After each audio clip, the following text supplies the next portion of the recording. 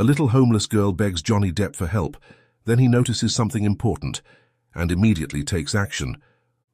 Between towering glass monoliths of downtown, Johnny Depp emerged from the grand entrance of a luxury hotel. The air was filled with the usual urban symphony, car horns honking in the distance, the chatter of passers-by, and the faint rumble of construction work echoing from a few blocks away. Johnny, dressed in his signature eclectic style, sunglasses perched on his nose, made his way towards the sleek black limousine waiting at the curb. His chauffeur, a tall man in his 50s named Thomas, stood at attention beside the vehicle. With practiced efficiency, Thomas opened the rear door as Johnny approached. "Good morning, Mr. Depp," he said with a polite nod. "I trust you had a pleasant stay?" Johnny returned the greeting with a warm smile. "Morning, Thomas. It was fine, thanks. Looking forward to getting back home, though, but we still need to make one more stop for a photo shoot session." As Johnny was about to slide into the plush leather interior of the limo, a small figure darted past him, moving with surprising speed. Before he could fully register what was happening, he felt something latch onto his leg. Looking down, he saw a little girl, completely bald, clinging to him with all her might. Her body trembled, and her eyes remained fixed on something in the distance, refusing to meet his gaze. Caught off guard, Johnny gently placed a hand on the girl's shoulder. "Hey there," he said softly, trying to catch her eye. "Are you all right?" Before the child could respond, an angry shout pierced the air. The girl's grip on Johnny's leg tightened for a moment, before she abruptly let go and fled without a word, disappearing into the crowd of pedestrians. A red-faced man in his 40s, wearing an apron emblazoned with the logo of a nearby convenience store, approached Johnny. His eyes were still focused on the direction the girl had run, not yet registering who he was addressing. "That little brat," the man spat, his words laced with bitterness. "She's always hanging around my store, scaring away customers. Brings nothing but bad luck, I tell you." Johnny raised an eyebrow, his expression a mixture of concern and curiosity. "Has she actually done anything wrong? Steal something?" he asked, his voice calm but carrying a hint of challenge. The store owner, still caught up in his rant, went on, "No, she doesn't actually steal anything. She just strolls through the aisles, looking and touching everything, always touching, never buying. It's unsettling, I tell you. My regulars don't like it, and neither do I. I think it's all part of her plan, biding her time until I let my guard down so she can steal something. She needs to learn to stay away from—" Mid-sentence, the man's eyes finally focused on Johnny, and recognition dawned on his face. His anger evaporated instantly, replaced by a look of embarrassment and awe. "Oh my God," he stammered, his cheeks flushing an even deeper shade of red. You're Johnny Depp. I'm so sorry, sir. I didn't realize I didn't mean to—" Johnny held up a hand, silencing the man's flustered apologies. "It's all right," he said, his tone measured. "But let me ask you again, has this girl ever actually broken or disrupted anything from your store?" The store owner shifted uncomfortably, his eyes darting between Johnny and the direction the girl had fled. "Well, no, I told you," he admitted reluctantly. "But she's always there. It's not right." Johnny nodded slowly, his expression thoughtful. "You know," he said, his voice taking on a gentle, almost philosophical tone, "I've learned in my life that it's not wise to judge people for crimes they haven't committed. Maybe there's more to her story than meets the eye." With that, Johnny turned and slid into the waiting limousine. Thomas closed the door behind him, muffling the store owner's final bitter retort. "I don't like you celebrities anyway," the man muttered, his voice barely audible through the tinted glass. "Never care about what's really going on in the world." As the limousine pulled away from the curb, Johnny leaned back in his seat, his mind still on the strange encounter. The girl's frightened eyes and the store owner's misplaced anger lingered in his thoughts as the city scenery began to roll by outside the window. As the limousine merged into the morning traffic, Johnny leaned forward, addressing his chauffeur. "Thomas," he said, his voice carrying a note of urgency, "could you drive a bit slower than usual? I want to keep an eye out for something." Thomas nodded, adjusting his speed accordingly. "Of course, Mr. Departamento. Is everything all right?" Johnny's gaze swept the streets through the tinted windows, his eyes sharp and searching for any trace of the little girl he'd just seen. "I'm not sure," he said, his brow knitted in focus. There was a child back there. I need to make sure she's okay. She's bald, looks like 9 or 10 years old. Help me look for her. Surely, sir, came the quick response, steady and reassuring. The city landscape rolled by at a more leisurely pace, bustling sidewalks filled with morning commuters, street vendors setting up their carts, and the occasional group of tourists already out exploring. Johnny's gaze darted from person to person, looking for that small, bald head in the sea of faces. Just as he was about to give up hope, he spotted a familiar figure huddled against the wall outside another convenience store at the next block. "Thomas," he said quickly, "could you pull over here, please?" The limousine came to a smooth stop, and Johnny stepped out onto the sidewalk, his signature sunglasses in place. He approached the girl slowly, not wanting to startle her. She sat on the ground, a small paper cup extended in front of her for donations. Her posture spoke of exhaustion and resignation, but as Johnny drew near, her eyes lit up with recognition. Johnny crouched down to her level, offering a gentle smile. "Hello again," he said softly. He reached into his wallet, pulling out several large bills and placing them in her cup. The girl's eyes widened at the generous donation, and without warning, she lunged forward, wrapping her arms around Johnny's leg once more. This time, however, the embrace was one of joy rather than fear. "Thank you," she exclaimed, her voice muffled against the fabric of his pants. Then, looking up at him with wonder in her eyes, she asked, "Are you Captain Jack Sparrow? Where's your ship?" Johnny couldn't help but chuckle, the girl's innocence and enthusiasm warming his heart despite the sadness of her situation. "Well, love," he said, slipping into his Jack Sparrow voice, "the Black Pearl is safely anchored in a secret cove waiting for her next adventure. But tell me, what's a brave little pirate like yourself doing out here all alone?" The girl's smile faltered slightly, and she glanced around nervously before looking back at Johnny. "Captain Jack Sparrow," she said, her voice dropping to a whisper, "please help me." Johnny's hand moved towards his wallet again, but the girl shook her head vigorously. "Not money," she said, her eyes pleading. "I need—" Before she could finish her sentence, a small crowd started to form around them. Fans, recognizing Johnny, approached with phones in hand, calling his name and eagerly asking for pictures. Some murmured questions, speculating about what the celebrity was doing with the homeless girl. The girl flinched, shrinking back as the growing attention overwhelmed her. A few pushed closer, unintentionally jostling him as they vied for his attention.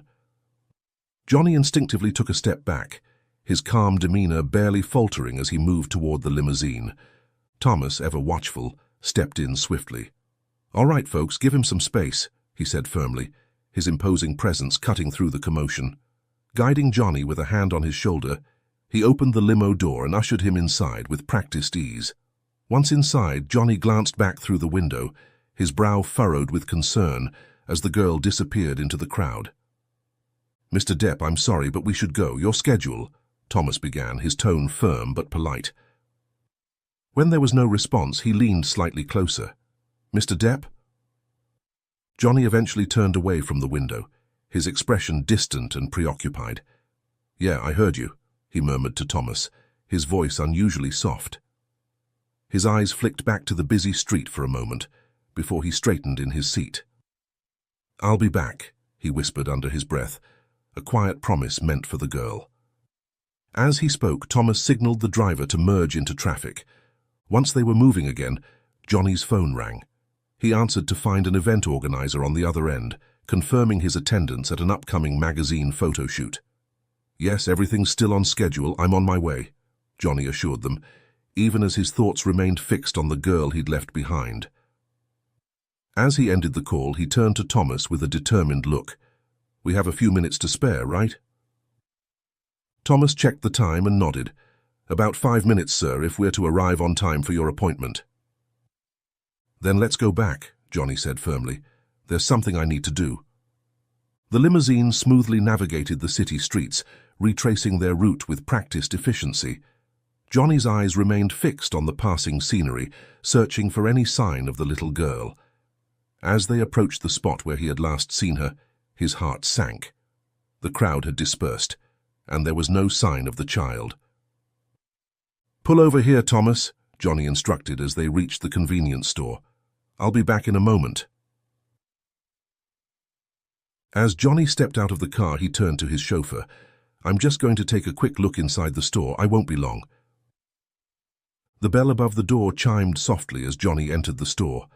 The fluorescent lights hummed overhead, casting a harsh glow over the aisles of snacks and household items. Behind the counter, a teenage cashier was deeply engrossed in a mobile game, barely glancing up as Johnny walked in. Moving quietly through the store, Johnny scanned each aisle systematically. His eyes darted from shelf to shelf, looking for any sign of movement, any hint of the small figure he'd encountered earlier. The only sounds were the beeping of the cashier's game and the distant hum of the refrigeration units. After a thorough search yielded no results, Johnny approached the counter. The cashier finally looked up from his phone, his eyes widening slightly as he recognized the customer standing before him. "Excuse me," Johnny said politely. "I'm looking for a little girl. Bald head, about this tall."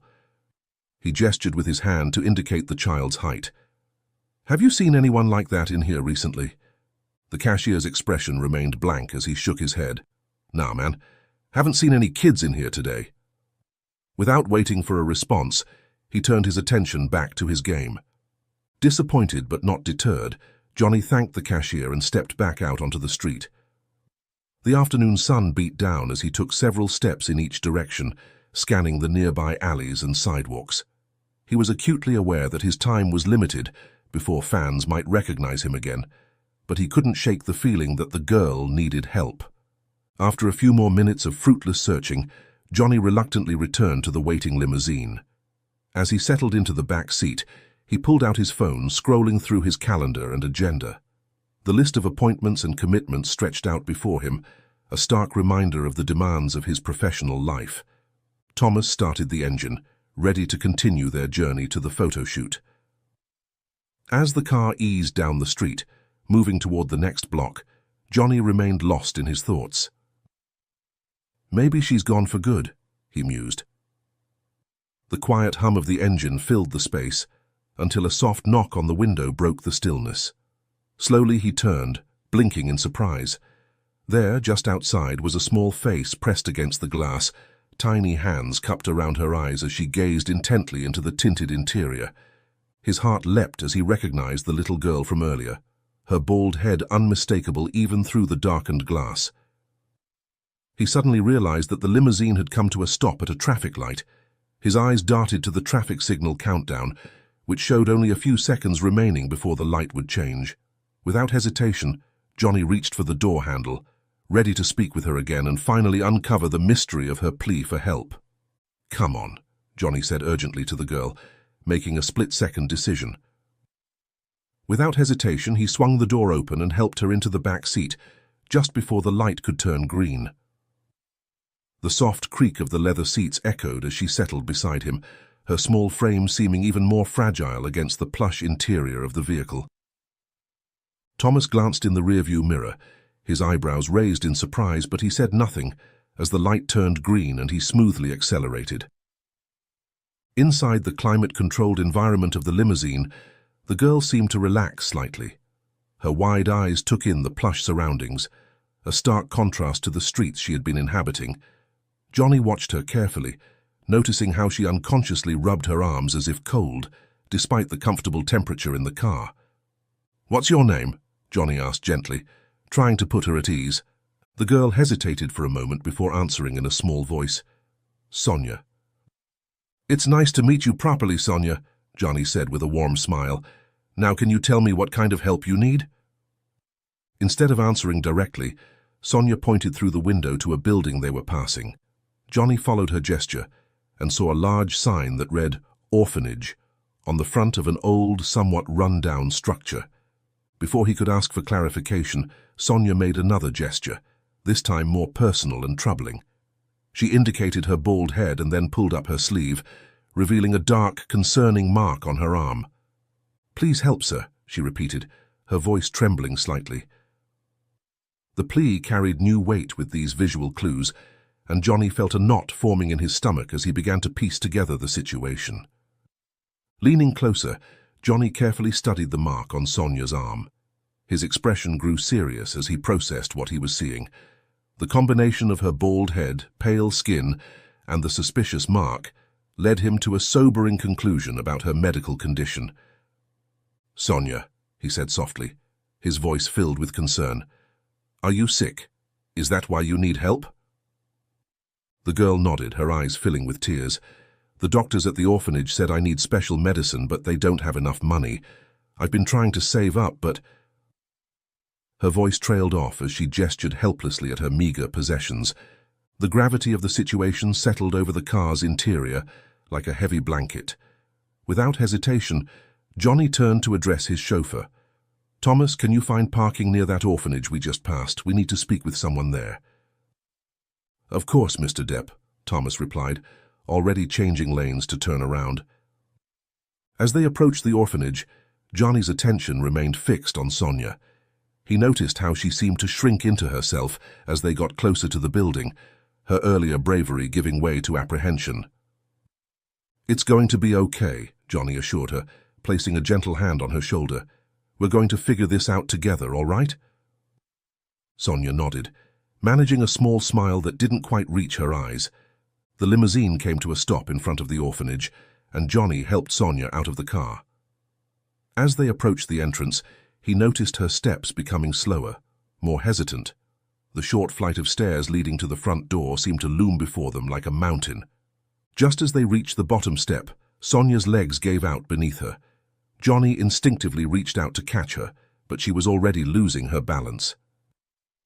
His grip slowed her descent, preventing her from falling too quickly. But in a heart-stopping moment, she tumbled the last few steps, her small body crashing onto the pavement below. "Sonia!" Johnny cried out, rushing to her side. He gently cradled her head, relieved to see that she was still conscious, but alarmed by the trickle of blood from a cut on her forehead. Without wasting a moment, Johnny pulled out his phone and dialed emergency services. As he quickly explained the situation to the operator, his free hand stayed on Sonia's shoulder, offering what little comfort he could while trying to keep her still. She was conscious. Wasn't that a good sign, he thought, but his mind raced with concern, hoping she hadn't broken any bones in that fragile little body. The afternoon sun cast harsh shadows across her pale face, highlighting the fear and pain in her eyes. Johnny's heart raced as he waited for the ambulance to arrive, acutely aware of how fragile the little girl in front of him truly was. As Johnny ended the call with emergency services, the front door of the orphanage burst open. An elderly woman with silver hair pulled back in a neat bun rushed out, her face etched with concern.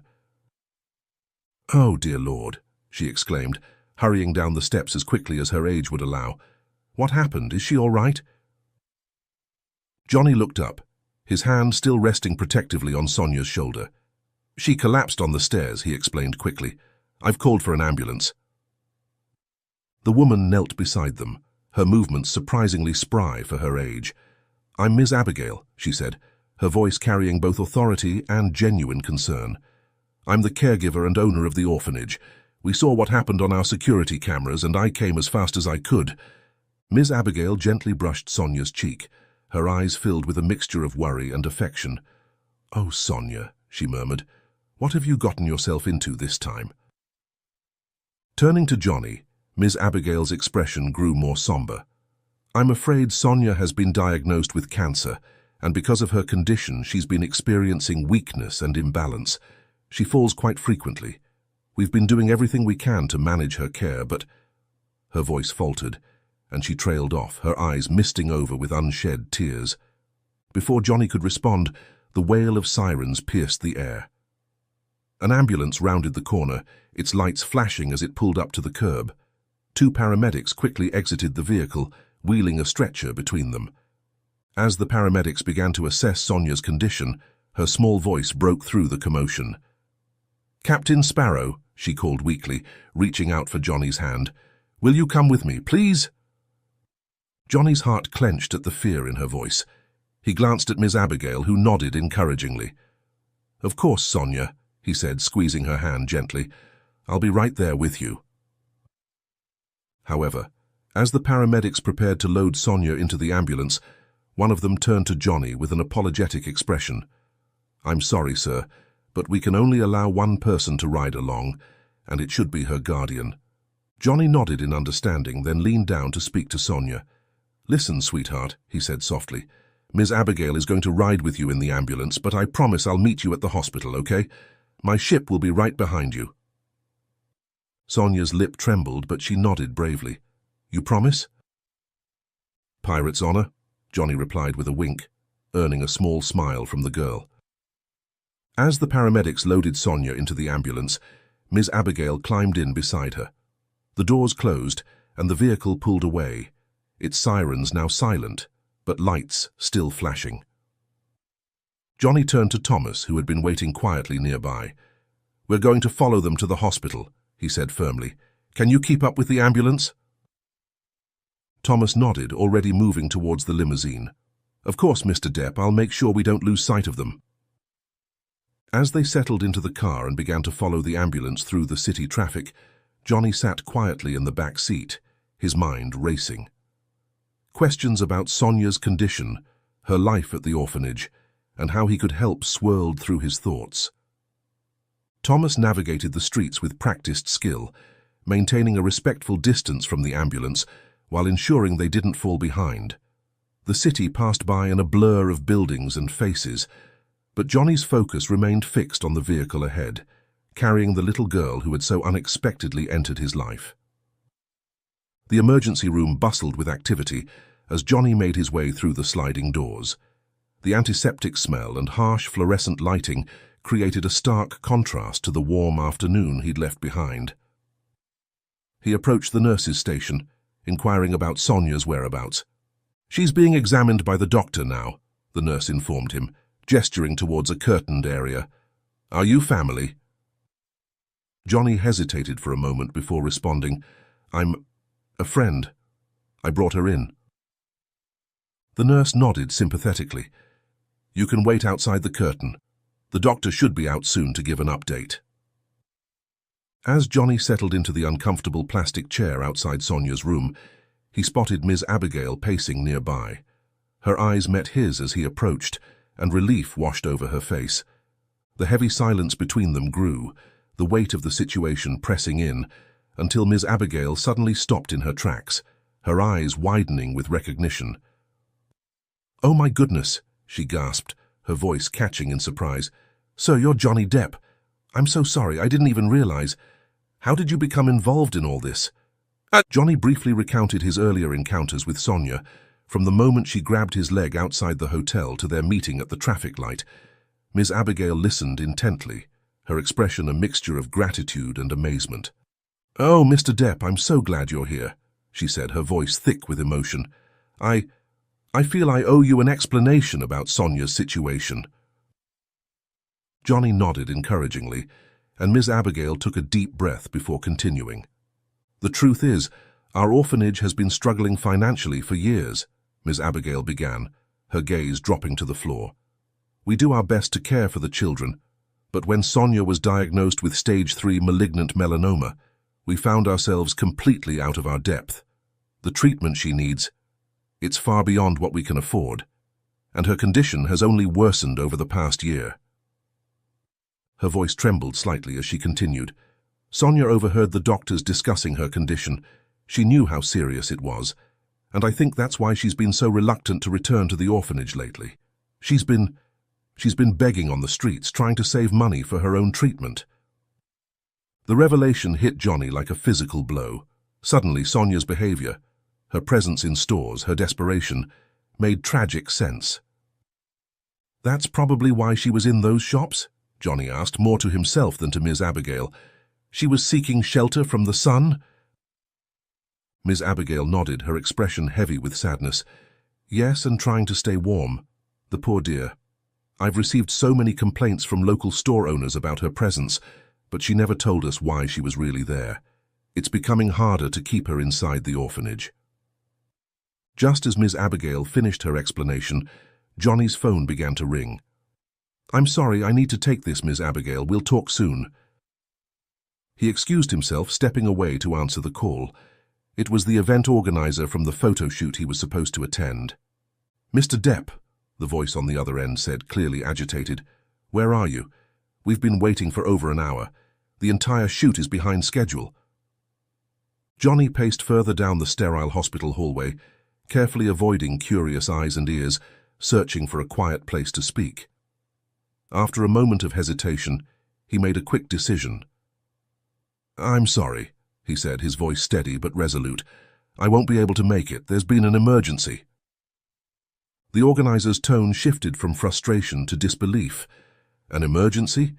Mr. Depp, you said that everything's a schedule. This shoot has been planned for months. The contract clearly states—" "I understand," Johnny interrupted, his voice calm but resolute. "And I'll accept whatever penalties are in the contract. But right now there's something more important that needs my attention."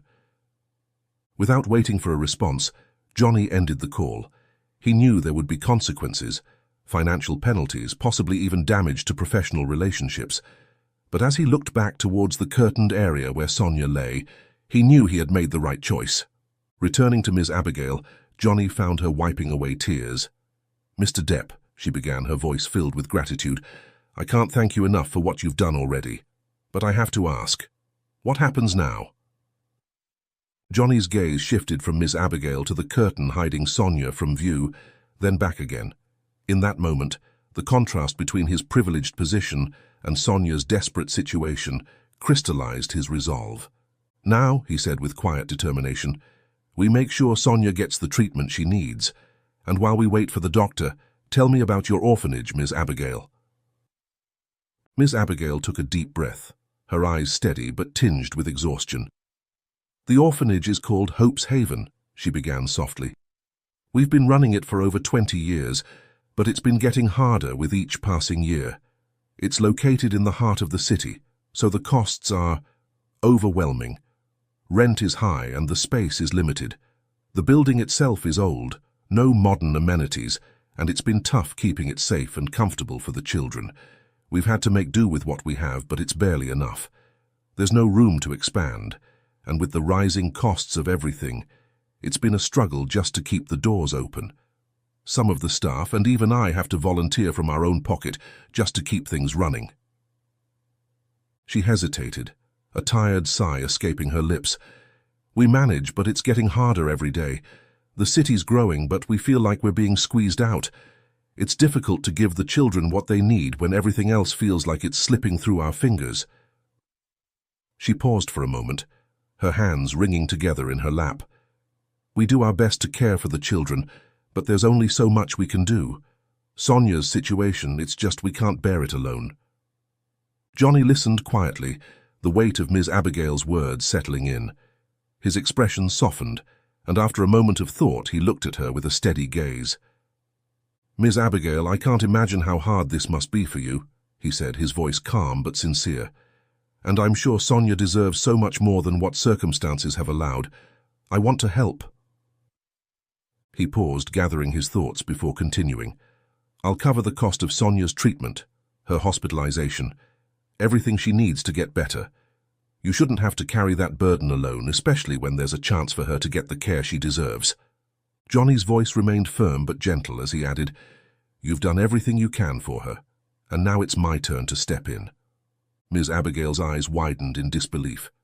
"But the cost, we could never—" Johnny held up a hand, silencing her protests. "The orphanage don't have to pay back. Leave that to me," he said softly. "No child should have to beg on the streets for a chance at life. We're going to change that starting today."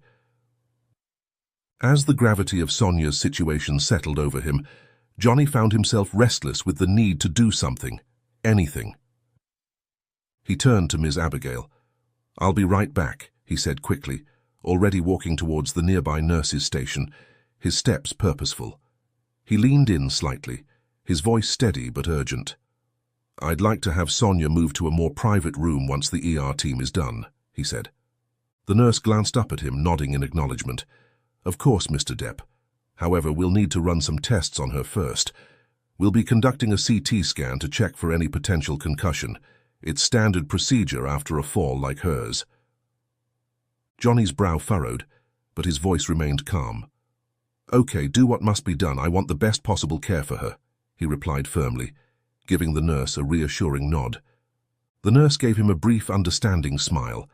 "I'll inform you of her room number once we've completed the test." She turned back to her work, making a note in the chart before heading toward the ER curtain, her steps purposeful as she went to check on Sonia. As the nurse disappeared behind the curtain, Johnny's mind wandered briefly. He thought about how Sonia had been so brave. What could do to cheer her up after this incident? She must have been shaken enough, he thought. Then it hit him. He remembered the merchandise from Pirates of the Caribbean stashed in his limousine. A small gesture, but maybe it would bring a smile to the little girl's face, something to brighten her spirits after everything she'd been through. Johnny hurried outside the hospital, his footsteps quick as he made his way through the parking lot, his eyes scanning for the familiar silhouette of his limousine. When he reached it, he wasted no time, opening one of the storage compartments and rummaging through its contents. A triumphant smile spread across his face as his hands finally closed around the items he had been seeking. A golden pirate coin trinket and an authentic Jack Sparrow hat, both remnants from his Pirates of the Caribbean days. Before re-entering the hospital, Johnny turned to Thomas, who had been waiting patiently by the car. "Thomas," he said, "I think I'll be staying here for the night. Why don't you take the limo back and bring my regular car tomorrow? No need to attract more attention than necessary." Thomas nodded in understanding. "Of course, Mr. Depp. Shall I bring anything else for you in the morning?" Johnny thought for a moment. A change of clothes would be great, and maybe some books or games for kids. I have a feeling we might need them. With a final nod, Thomas drove off, leaving Johnny to make his way back to the hospital. As he entered the lobby, Johnny spotted a DVD vending machine. His face lit up as he saw Pirates of the Caribbean among the available titles. The machine whirred softly as it processed his payment and dispensed the movie, adding another element to his plan to lift Sonia's spirits. He walked back to the ER only to find it empty, the soft hum of the hospital filling the space. Frowning slightly, he made his way to the nurse's station. After a brief pause, he asked, "Where have they relocated Sonia?" The nurse looked up from her paperwork. "Oh, Mr. Depp," offering a quick professional smile. "She's been moved to room 207. Ms. Abigail would be there. You can head up now." "Thank you." Johnny nodded, a sense of relief washing over him, and he made his way down the corridor toward Sonia's new room. As he approached, he saw Ms. Abigail engaged in conversation with a doctor outside the room. He joined them, catching the tail end of their discussion. "Stage 3, malignant melanoma," the doctor was saying, his expression serious. "We'll need to perform surgery to remove the primary tumor and affected lymph nodes as soon as possible. After that, we're looking at a treatment plan that may include chemotherapy and radiation, depending on how she responds." Ms. Abigail's face fell at the mention of the extensive treatment. "Doctor," she began hesitantly, her voice trembling slightly, "is she going to be okay?"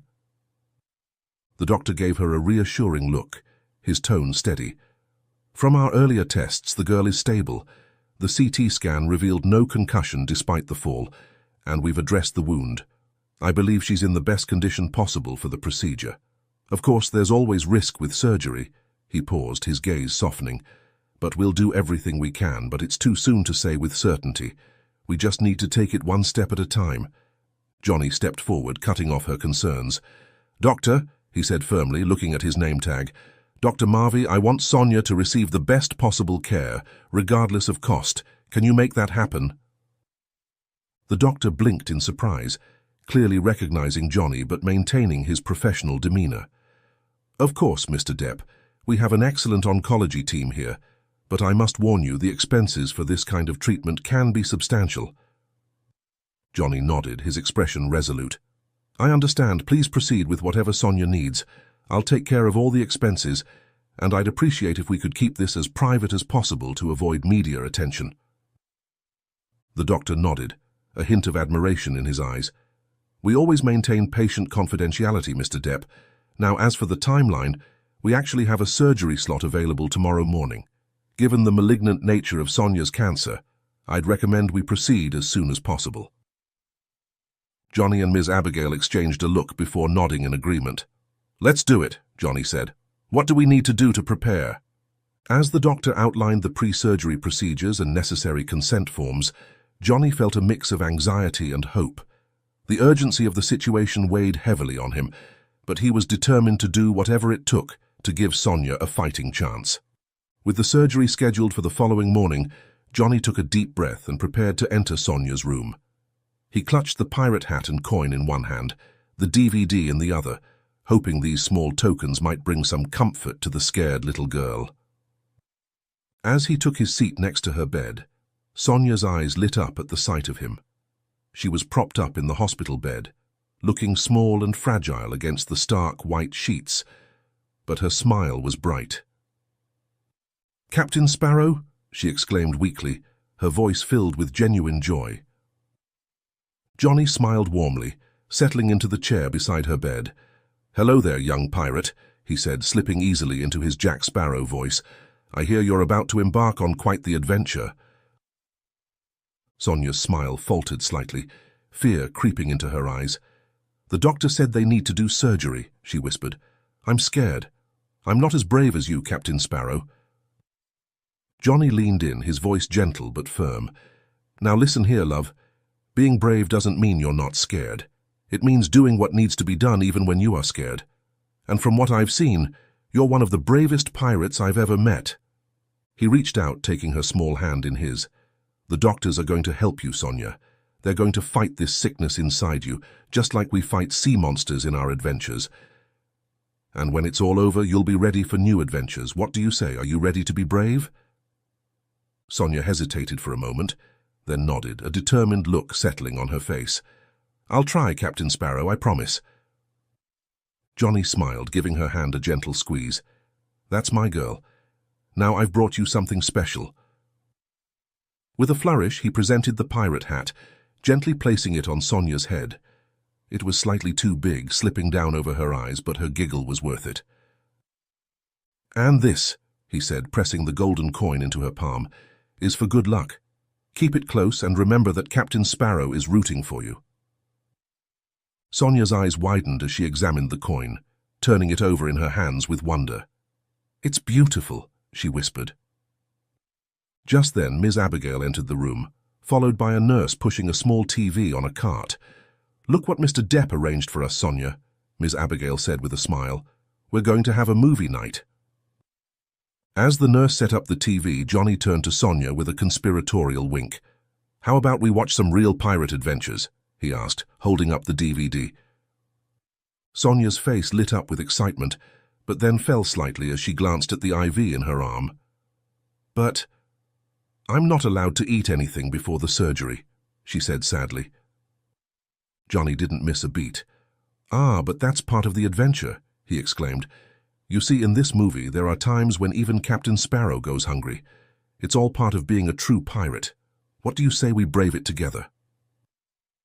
Sonia giggled and nodded, her earlier fears momentarily forgotten in the excitement of the impromptu movie night. As the opening credits began to roll, Johnny settled back in his chair, grateful for this moment of normalcy amidst the chaos of the day.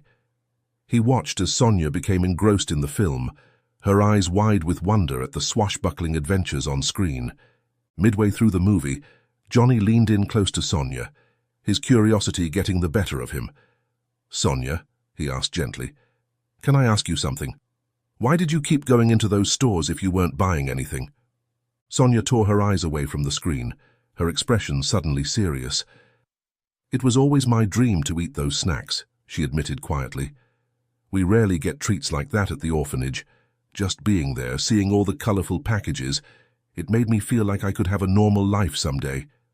She paused, a small smile playing at her lips.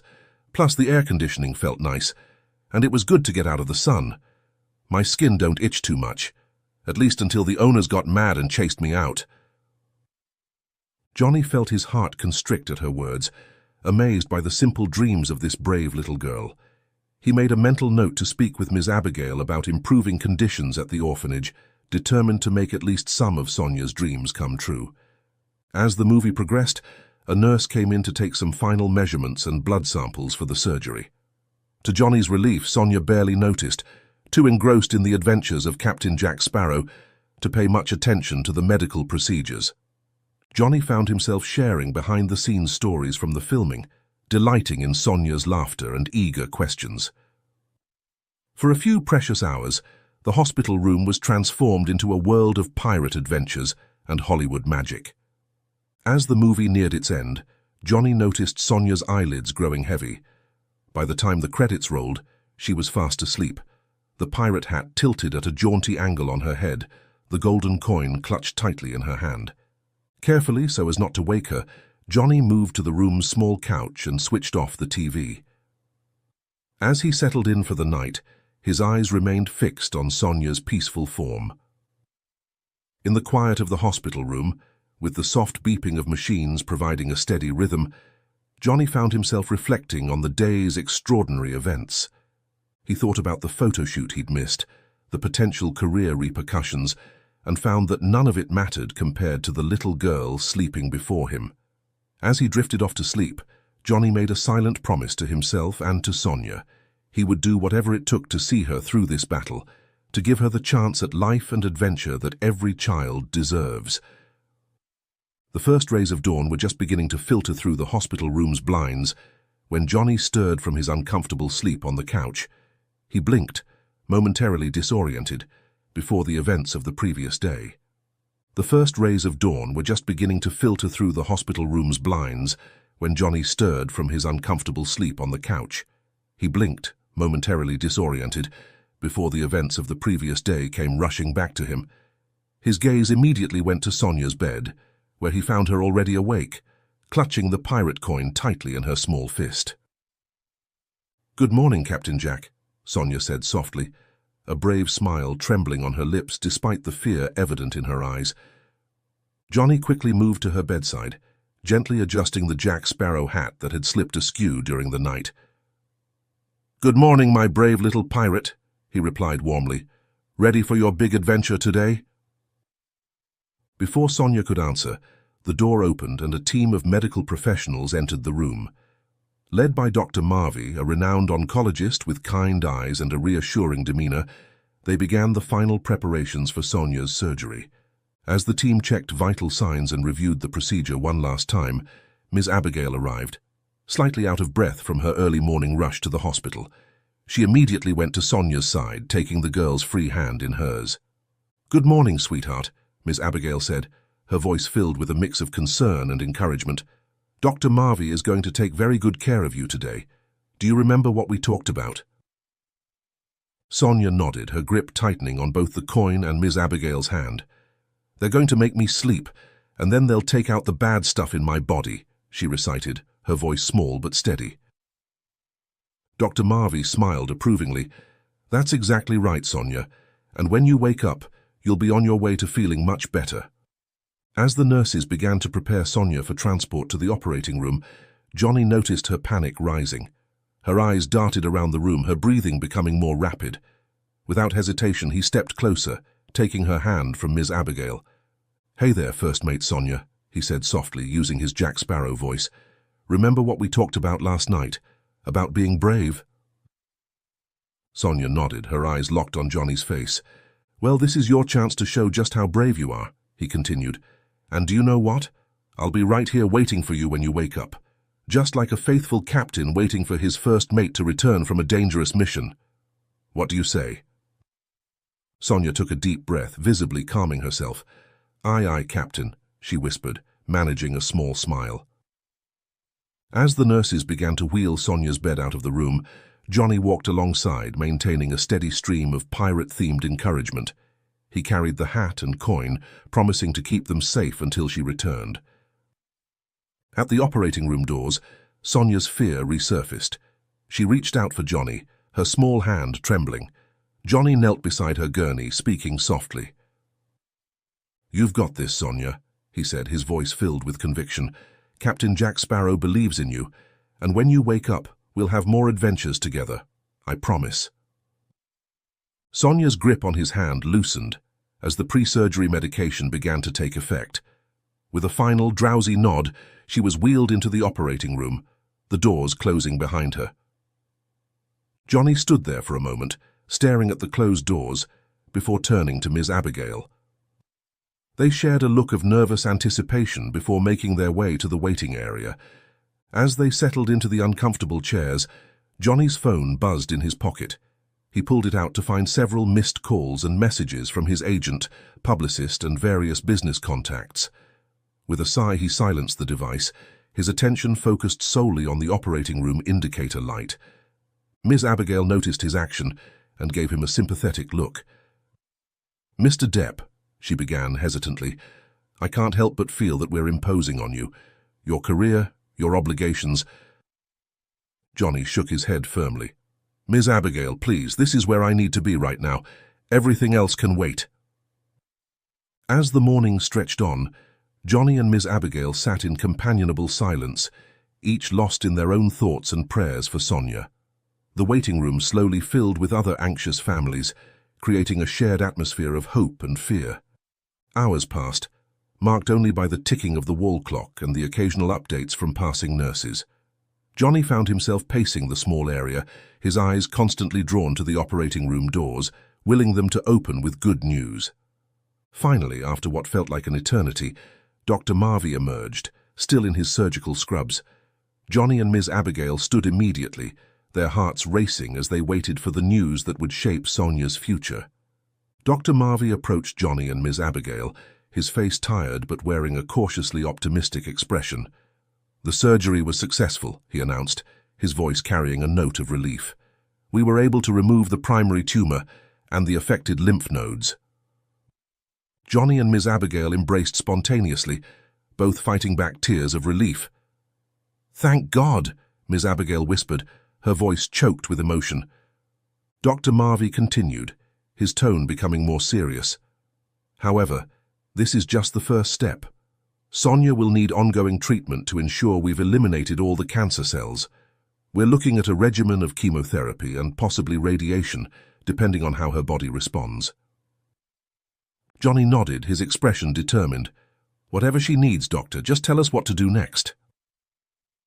As Dr. Marvey outlined the next steps in Sonia's treatment plan, a nurse approached to inform them that Sonia was being moved to the recovery room and would be waking up soon. "She'll be groggy from the anesthesia," the nurse explained, "but you can see her briefly if you'd like." Johnny and Miss Abigail followed the nurse to the recovery area. As they approached Sonia's bed, they could see her starting to stir. Her eyes fluttered open, unfocused at first, then settling on Johnny. "Captain Jack," she mumbled, her voice weak and slurred. Johnny stepped forward, gently placing the pirate hat back on her head, careful to avoid the surgical sites. "I'm here, First Mate Sonia," he said softly. "You did it. You were so brave." A weak smile spread across Sonia's face as she drifted back to sleep, the hat slightly askew on her bald head. As Sonia rested and Dr. Marvey excused himself after delivering the news, Johnny pulled Miss Abigail aside to discuss the path forward. His voice was calm but resolute. "I want to set up a fund," he said decisively, his eyes focused on both of them. "I mentioned yesterday about funding Sonia's continued treatment, but I want to commit more, specifically for the renovation and expansion of the orphanage as well. The city area may be limited, but we might find a more spacious location in the suburban area. There must be other orphans out there who need medical care they can't afford, and I was thinking we could set up a small clinic within the new orphanage, a place where they can get the care they deserve." Miss Abigail's eyes widened in disbelief. "Mr. Depp, that's incredibly generous, but are you sure? The costs could be astronomical." Johnny nodded firmly. "I'm sure I'll inform my assistant and my legal team can start drafting the paperwork immediately." As they discussed the details of the fund, a commotion in the hallway caught their attention. A small group of children, no more than 5 or 6, were being ushered towards Sonia's room by a nurse and a young woman Johnny recognized as one of the orphanage staff. The nurse, looking slightly frazzled, was gently warning them, her voice hushed. "Please, keep it down and let Sonia rest," she said, ushering them along. The children, wide-eyed and clearly concerned, whispered among themselves as they caught sight of Sonia's room, their steps quickening with a mix of excitement and apprehension. The orphanage staff member, a kind-faced woman, kept close to them, her expression filled with both care and a hint of worry. "These are Sonia's closest friends from her dorm," Ms. Abigail explained. "They've been so worried about her." The children crowded around Sonia's bed, their excited whispers filling the room. One little boy spotted the pirate hat and gasped in awe. "Is she really friends with Captain Jack Sparrow?" he asked, his eyes wide with wonder. Johnny chuckled, crouching down to the boy's level. "She certainly is," he said, slipping into his Jack Sparrow voice. "And let me tell you, she's the bravest pirate I've ever met." The children's eyes lit up as they recognized Johnny, but to his surprise and relief, they remained relatively calm, more interested in checking on their friend than in the celebrity in their midst. As the day wore on, Johnny found himself reading pirate stories to the small group of children, with Ms. Abigail watching from the couch, grateful tears in her eyes. The room was filled with the sound of childish giggles and dramatic gasps as Johnny brought the tales to life with his animated storytelling. Johnny paused in his storytelling to look at Sonia. She was awake now, still weak but smiling as she listened to the stories, surrounded by her friends. The golden coin rested on her bedside table, catching the last rays of sunlight, a symbol of the unexpected friendship that had blossomed in the most unlikely of circumstances. In that moment, Johnny felt a profound sense of purpose. He knew that his life had changed irrevocably since that chance encounter outside the hotel. There would be challenges ahead: Sonia's ongoing treatment, setting up the fund, balancing his career with his new commitments, but he was ready to face them all. As he resumed the story, weaving tales of brave pirates and grand adventures, Johnny silently renewed his promise to Sonia and the other children. He would use his resources and influence to make a difference in their lives, to give them the chance at health, happiness, and adventure that every child deserves. The hospital room, once a place of fear and uncertainty, had transformed into a haven of hope and new beginnings. And as Johnny looked around at the smiling faces of the children, he knew that this was just the beginning of a new, meaningful chapter in all their lives.